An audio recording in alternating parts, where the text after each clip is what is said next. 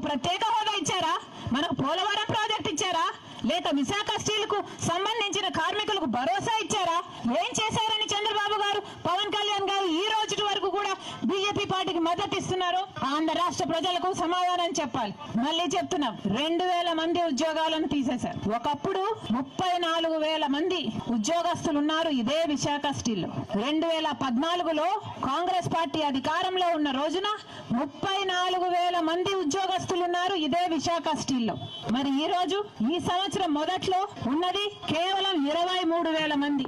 అంటే బీజేపీ అధికారంలోకి వచ్చిన వెంటనే 34,000 ఉద్యోగాలను కాస్త 23,000కు కుదించింది.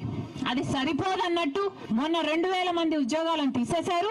ఇంకో 3,000 మందిని తీసేస్తారట. పర్మనెంట్ ఉద్యోగస్తుల్లో కూడా బలవంతంగా బీఆర్ఎస్ ఇప్పించి ఇంకో 2,000 మందిని తీసేస్తారట.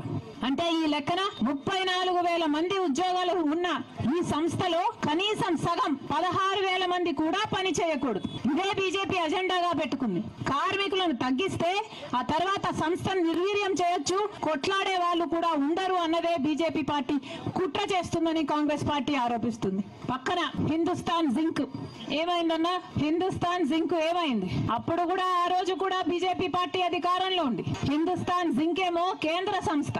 8,000 మంది పనిచేశారు హిందుస్థాన్ జింక్ అనే కంపెనీలో. దాన్ని బీజేపీ పార్టీ వేదాంత అనే గ్రూప్ కి అమ్మేస్తే ఏం చేసింది? వేదాంత గ్రూప్ హిందుస్థాన్ జింక్ నడిపిందా? 8,000 ఉద్యోగాలను నిలిపిందా? మొత్తం 8,000 మందిని పీకేసింది. రియల్ ఎస్టేట్ వ్యాపారం చేసింది ఆ భూములతో. అదే చేయాలని చూస్తుంది బీజేపీ పార్టీ ఈ విశాఖ స్టీల్ లో కూడా. దీనికి ఒప్పుకునే ప్రశ్నే లేదు.